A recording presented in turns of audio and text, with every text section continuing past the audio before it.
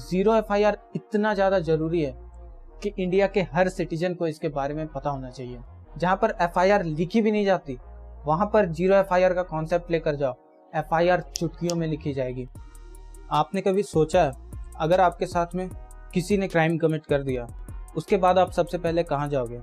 कहाँ जाकर अपनी कंप्लेंट करोगे? पुलिस स्टेशन में। बट अगर आप पुलिस स्टेशन जाते हो और पुलिस स्टेशन में आपके ऊपर जुर्म हुआ है, आप परेशान हो और पुलिस वाले को बोलते हो कि सर मेरी एफआईआर दर्ज की जाए और इस पे कार्रवाई शुरू की जाए, तो अगर वो बोलता है sorry this is not in our jurisdiction, वो जुरिस्डिक्शन का हवाला देगा और आपको वहां से भगा देगा, तो कैसा लगेगा आपको? Hello everyone, welcome back. इस वीडियो में हम लोग बात करने वाले हैं जीरो एफआईआर के बारे में।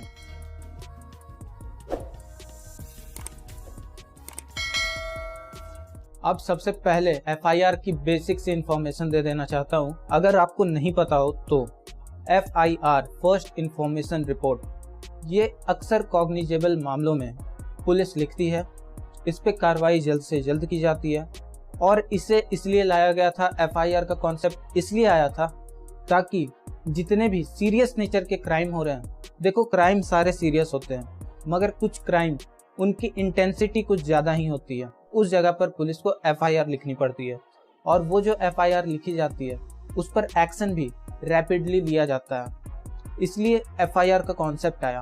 अब जीरो एफआईआर ये एफआईआर के कॉन्सेप्ट से ही निकला है। जीरो एफआईआर को समझने से पहले कुछ बहुत ही ज़्यादा इम्पोर्टेंट बात बताना चाहता हूँ।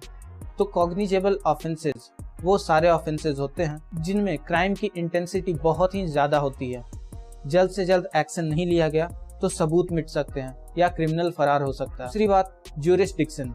ज्यूरिस्डिक्शन यहाँ पे बात हो रही है टेरिटोरियल ज्यूरिस्डिक्शन की।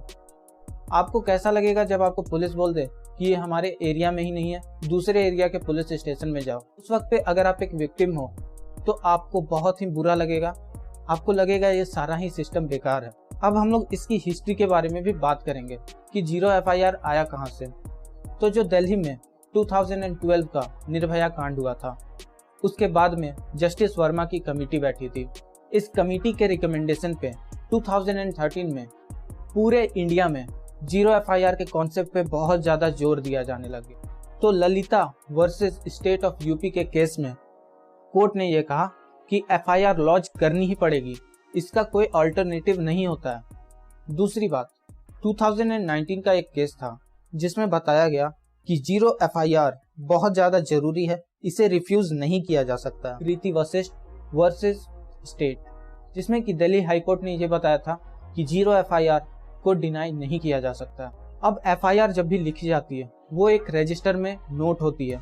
अब आप रजिस्टर में कुछ भी नोट करोगे तो उसकी इंडेक्सिंग होगी, सीरियल नंबर देने पड़ेंगे और उस सीरियल नंबर पे जहाँ पर नॉर्मल एफआईआर्स में सीरियल नंबर दिया जाता है, बट जो जीरो एफआईआर होता है क्योंकि उस जुरिस्डिक्शन में नहीं है इसलिए वहाँ पर जीरो लिख के एफआईआर दर्ज की जाती है और उसे तुरंत ही उसके जुरिस्डिक्शन वाले थाने में भेज दिया जाता है। इस सब की जिम्मेदारी उस पुलिस स्टेशन की होगी जहां पर वो एफआईआर दर्ज कराई जा रही है। एक एग्जांपल इमेजिन कर सकते हो जिसमें आप अपने दोस्तों के साथ में कहीं पर जा रहे हो, आपकी गाड़ी को बीच सड़क पर रोक लिया जाता है। कुछ क्रिमिनल्स आते हैं, बंदूक की नोक पर आपकी गाड़ी में से सभी को उतरवा देते हैं, सभी से पैसे, मोबाइल, गहने सब छीन लेते हैं। उसके बाद किसी एक व्यक्ति को अपने साथ अगवा करके ले जाते हैं।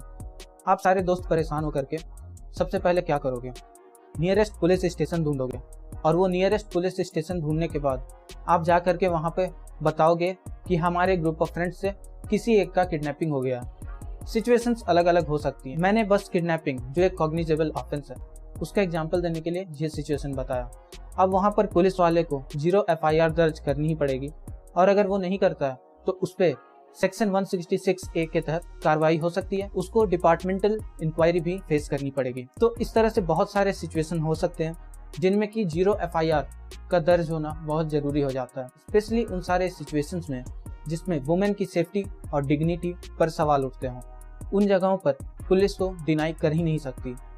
इवन किसी भी कॉग्निजेबल ऑफेंस में पुलिस जीरो एफआईआर दर्ज करने से डिनाई नहीं कर सकती है। जीरो एफआईआर के बहुत सारे अलग अलग फायदे भी हैं, जैसे कि आपके एरिया में आप जिसके खिलाफ एफआईआर दर्ज कराने जा रहे हो वो एक पावरफुल बंदा है और वहाँ पर पुलिस आपकी एफआईआर दर्ज ही नहीं कर रही, तो आपको कुछ नहीं करना, जुरिस्डिक्शन से बाहर जाके अगर वो कॉग्निजेबल ऑफेंस है जाकर के एफआईआर दर्ज करा देनी है जहां पर उसकी चलती नहीं हो।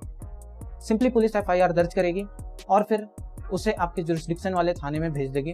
फिर पुलिस को अपना काम करना ही पड़ेगा, उसकी मजबूरी बन जाती है। कॉग्निजेबल ऑफेंसेस के एग्जांपल दे देता हूँ, जैसे कि murder, kidnapping, dowry death, rape, इस तरह के जितने भी क्राइम्स होते हैं जो कि बहुत ही सीरियस इन नेचर होते हैं, उन सभी को कॉग्निजेबल ऑफेंस के कैटेगरी में रखा गया। होप आपको 0 एफआईआर का मतलब समझ में आ गया होगा और ये भी समझ में आ गया होगा कि ये कितना जरूरी है। अगर वीडियो पसंद आया तो वीडियो को लाइक जरूर कर देना, चैनल को सब्सक्राइब करना और इसे शेयर करना जरूर से अपने फ्रेंड्स के पास में, अपने फैमिली मेंबर्स के पास में, ताकि कभी भी कोई इस तरह के एक्स्ट्रा ऑर्डिनरी सिचुएशन में फंस जाए तो पुलिस उन्हें अपने जुरिस्डिक्शन का बहाना देकर नहीं भेज सके वापस और उनकी एफआईआर दर्ज हो, कार्रवाई हो। क्योंकि अल्टीमेटली पुलिस ही इन्वेस्टिगेशन करेगी और पुलिस इन्वेस्टिगेशन तभी करेगी जब वो रिपोर्ट लिखेगी, और वो रिपोर्ट तब लिखेगी जब आपको अपने राइट्स पता हो।